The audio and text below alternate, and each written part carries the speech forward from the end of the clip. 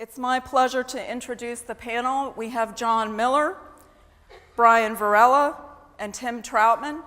John Miller is going to start us off with a presentation on You Don't Know What You Don't Know About Natural Disasters, But Should. John? Thank you. Well, I think to pick up on Deb's comment, we have a very unique governor, and I'll be talking about that a little bit. So what you don't know about disasters but should, and I'll tell you what you should know after I cover some slides. Where do I shoot this? To you? It's not moving. There we go, okay. All right, so, and we're gonna talk about mitigation a little bit in here too. But I'm gonna show you some tweets, and the tweets are gonna be from 6 months after Sandy as a disaster to roughly 18 months after Sandy. So it's about a year time frame. So I already tweeted basically looking forward to making this, this talk, and I'm bringing my traffic cones, so I'm gonna, and I'm threatening to use them, and basically TSA stopped me in the airport and said, you can't really bring those aboard a plane, so I don't have my traffic cones, but I brought slides with traffic cones on them. And if you've heard about Bridgegate, which I guess most of you have, but it's time for some traffic problems in Fort Lee is a famous phrase now, especially in New Jersey. I'm shooting the right way. Okay, so what I'm going to do is start and basically start again. This is going back about a year, and I'm going to show you some of the tweets I had. And the tweets are going to be looking at what's going on at that time, things that haven't been resolved and are going forward. And I'm hoping if you like my presentation, you're going to follow me on Twitter. That will be a good response by everyone. So here's an interesting situation where we have a house being removed that's in the water. It actually got pushed out into the back bay between the barrier island and the mainland. So that gives you an idea of what situations we had in the Sandy process. Here's one that isn't resolved yet, and this is basically being careful rebuilding, because New Jersey adopted some rules. There was an emergency rule right after the storm, but they're not entirely consistent with the NFIP, and that's providing some challenges and something that I've been harping on for a while.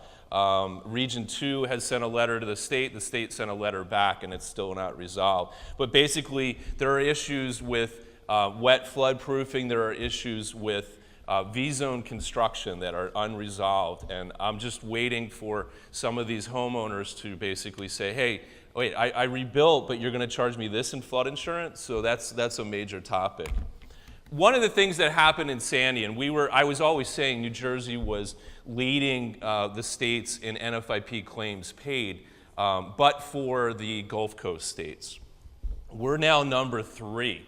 We're just behind Texas. And as numbers continue to come in, as claims get resolved, we're moving up and up and up into that. So now we're looking at the runner in front of us called Texas, and hopefully not passing. That's not a race that you want to win, but basically we are really in trouble, and we have this tiny state.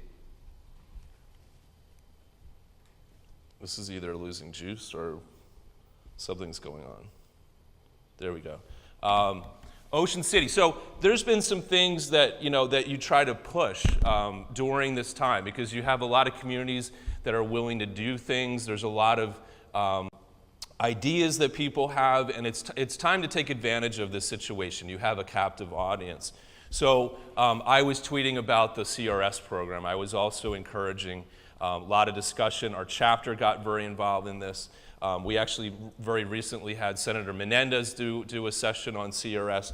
But this is basically where I was trying to use some examples. Ocean City, New Jersey has the highest, the most exposure to the NFIP, and by being a Class 7, I think they're a Class 6 now, they're saving $1.7 million a year aggregate.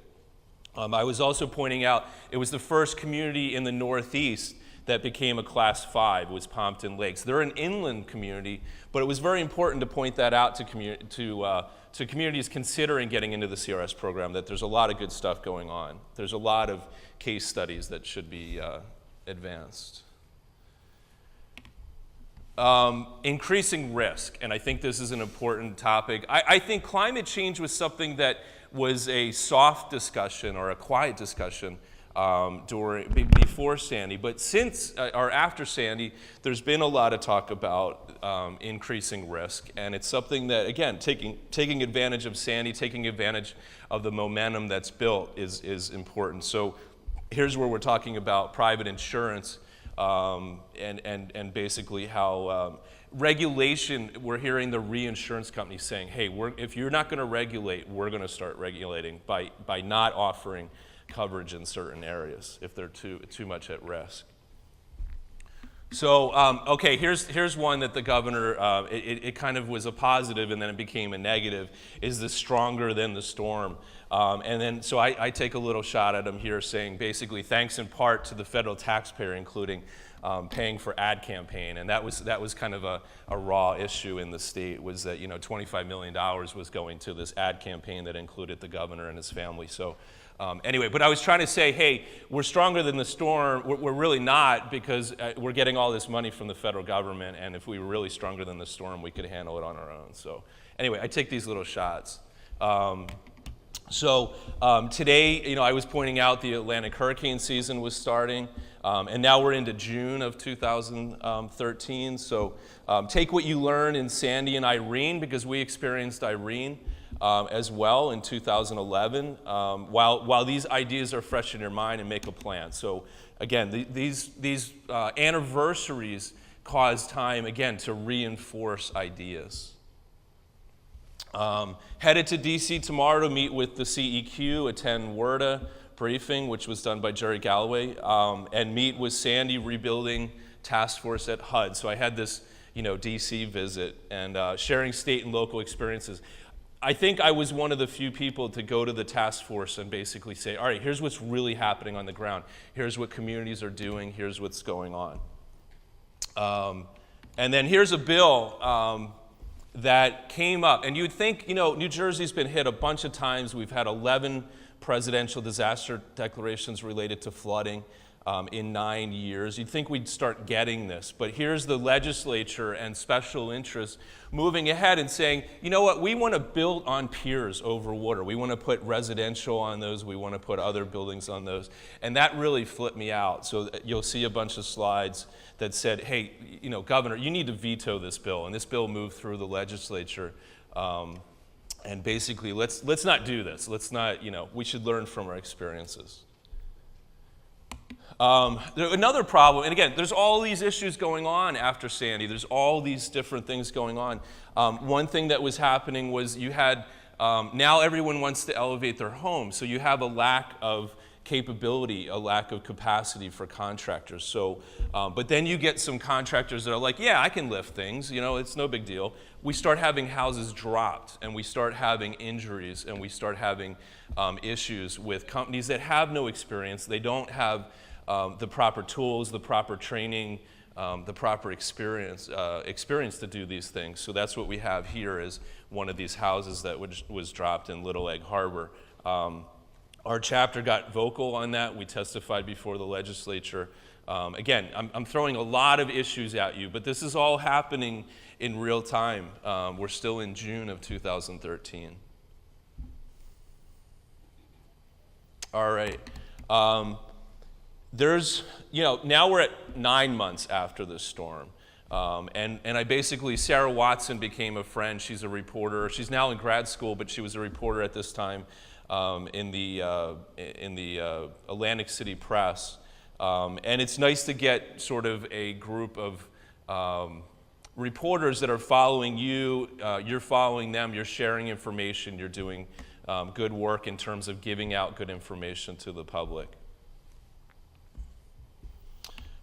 Preparing for risk and prioritizing adaptation makes good business. I was always trying to tailor a message to say, look, what we're going to do, these mitigation techniques, these things that we're doing, are going to be a benefit to our economy, both in the short term and the long term. So these are things that I was trying to push is, we can do better, we can be more successful over the long haul, we can reduce future risk. So these are things that I tweet quite often, is running it into more of a monetization or a business sense, that this isn't just regulatory or this isn't just flood insurance, it's just good business. I was also on Huffington Post Live, which was an interesting occasion. They basically use like a feed from your computer.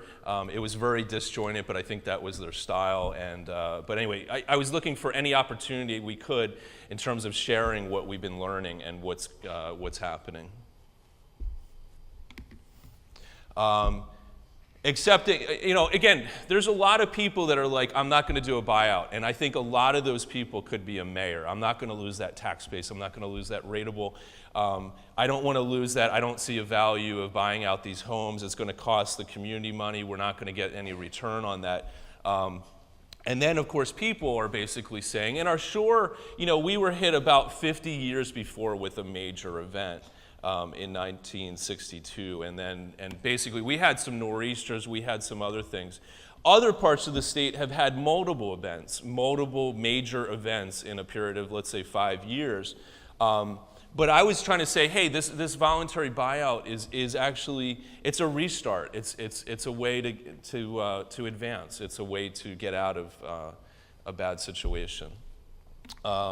So anyway, here's this pier bill, and I've already, and again, I'm using a chronology here, so things are kind of coming in and out, and they're and then they come back. Here's this pier bill. So now the legislature has passed this. It's been sitting on the governor's desk, and what's he going to do with it? And again, I'm working behind the scenes to get knowledge to the governor's office, say, please veto this thing. And basically helping out Region 2 is FEMA is basically having some discussions with them that I know about too. And then I give him credit. He deserves some credit for standing there. This bill went through the legislature almost untouched. It was passed by both houses. It's away and it's going. And the governor really came down and said, look, if we pass this bill and towns adopted an ordinance that said let's build on these piers over water, we would be in conflict with the NFIP, and that could put communities in trouble. And that's what his veto statement actually said. It said, if we do this, we're going to push communities out of the NFIP, and we can't do that. So it was awesome. It was great that the governor did what he did. Of course, then I'll take a shot at him at the next slide. But so anyway, here's an interesting thing, and you'll hear a little bit of this from Brian, but we got on the phone with the Colorado chapter. So here we are, September 23rd, and Colorado's had an event, a major event, and we were basically sharing with them the experience that we've had post-Sandy and pre-Sandy, and kind of sharing what we've done and how we developed relationships, how we work with the media, those types of things. So that's where it really comes in, where you can help another chapter out, you can help someone else in need, and sharing your knowledge and sharing how you got it done. And what you're having trouble with is just as important as what you've had success with. So now we're 11 months post-Sandy, and we have these regs. They're still non-compliant with the NFIP, so I'm pushing that again. And I'm basically saying, hey, where's FEMA? At this point, FEMA hadn't really sent a letter out, and basically they were about to do that. Many forums, so now we have the anniversary starting to happen. So we're about 12 months post-Sandy. So many forums, this anniversary of Hurricane Sandy, use of the term resilience is ubiquitous. Case studies of this in practice, not so much. I'm not, Sandy was, and I talked at the Gilbert White Forum approximately 4 months after Sandy, and I said, you're starting to see some policies taking shape, you're starting to see some patterns. So what's going on? And you're hoping that those positive things are going to continue. But you know what? At some point, the concrete starts to set. It starts to harden, and it's harder to get those policies changed. And I was seeing, yes, we're doing elevations, yes, but we're not doing planning. We're not doing some things that are long-term related. David Conrad came, and I don't know if David's in the room right now. I hope so.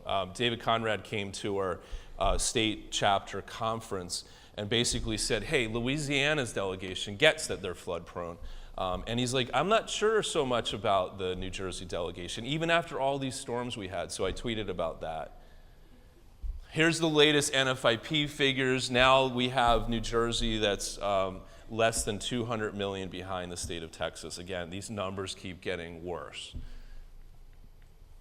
Sandy issue number 1. So I was doing basically a recap of things that were going on. So I was basically saying, we have a lot of local floodplain managers that don't have training, still after all this time don't have knowledge, and that other states have passed regulations that require local floodplain managers to have some base training. Here's sometimes when, again, you get retweeted. So here's the Colorado chapter basically saying, I retweeted their message that was basically saying thanks to others that were helping them through their recovery. Sandy issue number 3 is, again, municipalities adopt standards like Freeboard that, there's some state things that can be done, but there's also some municipal things that can be done. And Sandy issue number 5 is where's the regional planning? Again, this was very absent, or planning in general. There was no, the CDBG money that was coming in, very little money was set aside for any type of long-term planning, any kind of regional planning, and that was something that I was pointing out. And again, these are around the anniversary of Sandy, so I'm doing, where are we addressing sea level rise, future risk things?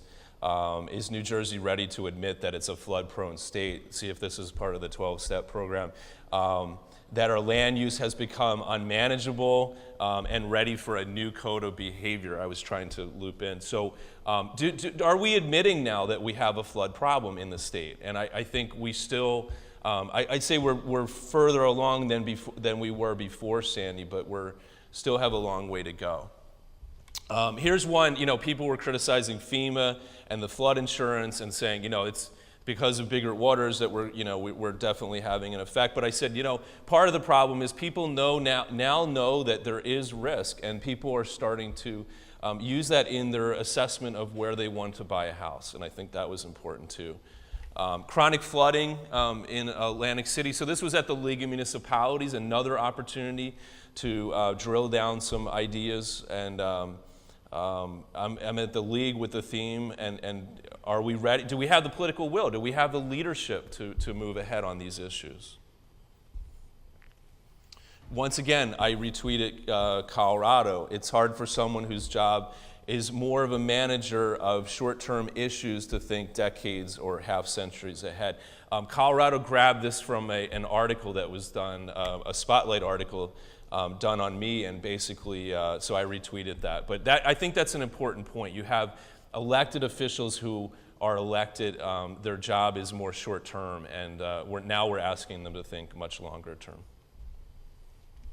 Much anticipated Sandy mitigation assessment team report. So here we have a report saying, here's how you got your damages, here's how the failures occurred, here's things that can improve the next time around. So I used that a couple times. Here the reinsurance voice again, what I said earlier about if we don't take action now, there's going to be we told you so later in terms of insurance availability.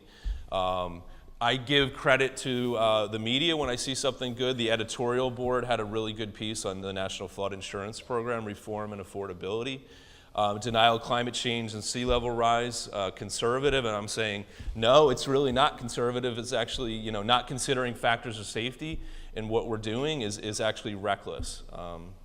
And then, way to go, Governor Christie and your administration for, again, offering buyout possibilities for a community that's in Cumberland County. So this is the southern part of the state of New Jersey. So I'm going to flip through this pretty fast now. I have a bunch of way too many slides. And I'm going to go to the end. So you can get all these slides from following me on Twitter, basically, all these tweets. See how this runs.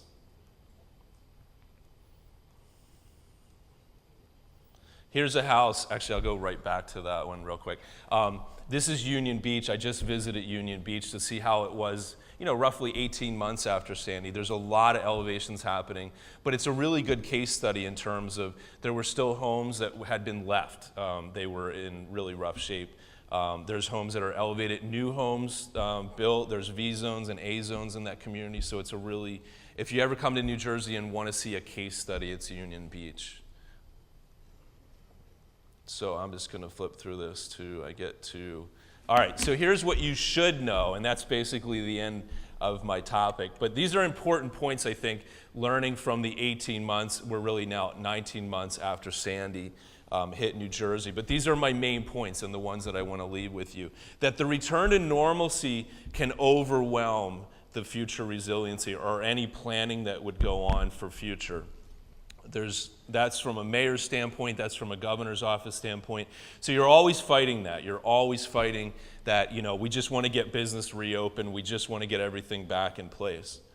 Special interests can take advantage of the situation. That was that Peer bill. There's been other examples of that in New Jersey, but don't think that everyone has good intentions in this whole thing. People will have, there is a population that will have good intentions and want to do the right thing, but there's also special interests that will use, hey, this is a good time to change the regulations, or this is a good time to fit something in there, and you really have to keep an eye out for those things. I really think this is true, and I thought this before Sandy, and I could see it in Sandy too, but every disaster hits that reset button. You have to do it over and over again. You're messaging all the different things that you've been pushing for. Once you have another disaster, you have to do that all over again. I don't know what just happened there. Is that my cue to? Events, non-disaster related disrupts recovery. Whether it's Bridgegate, whether it's basically time for some traffic problems in Fort Lee or things like that, but there are events that happen that basically disrupt your recovery, disrupt the whole process of messaging. And gosh, it's a really lot of work. It's a lot of work. It's a lot going on, and keeping on top of it and trying to influence how things go takes a ton of work. So I appreciate your time very much. It's great to see so many people out this morning, and I'll turn it back over to Deb. Thank you, John.